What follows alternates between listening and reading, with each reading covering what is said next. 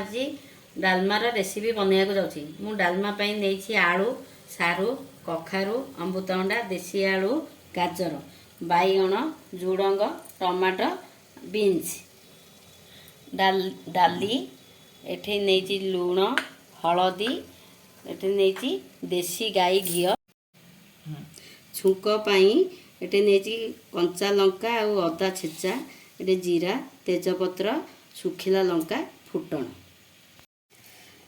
एबे देखंतु पानी मु बसई देछि पानी गरम हो गलानी।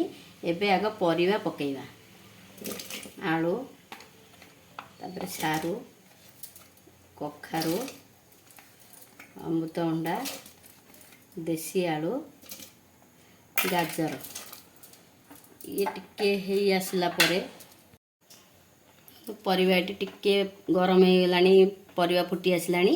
एबे आमे ता देरे डाली पकेइबा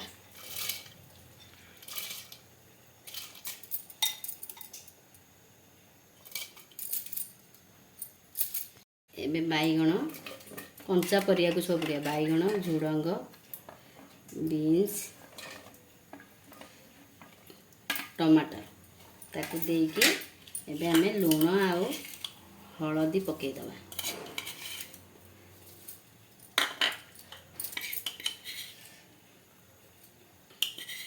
जो कंचा लंका और अदा छेची थी ये डालमा उपरे पकई देकी ताकू ये प्रेसर घोड़नी देकी हुइसिल मारिया पर्यंत छाड़ीदेवा। रेडी हो गलानी पूरा सीझी जाइए। एबे आमे छुंक करबा पई कढ़ई बसैबा कढ़ई एबे गरम हो गलानी। एबे घी पकाइबा तापरे जीरा टिके पकेइबा तापरे तेजपत्र टिके पकेइबा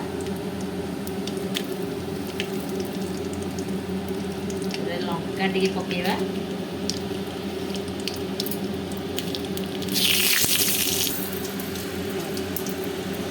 फुटण पकेइबा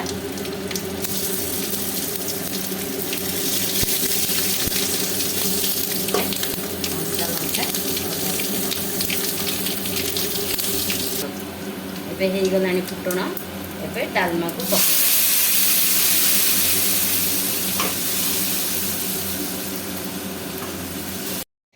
एबे डालमा उपरे टिके जीरा लंका गुंडा टिके दे देबा तापरे टिके दालचीनी गुंड टिके छिंची देबा तापरे धनिया पत्र टिके छिंची देबा ताकू गोड़े देबा। देखंतु हमर डालमाटी प्रस्तुत हो जाइए। आपन को केमिति कोन लागिला मते वीडियो देखि कमेंट माध्यम रे जणेबे।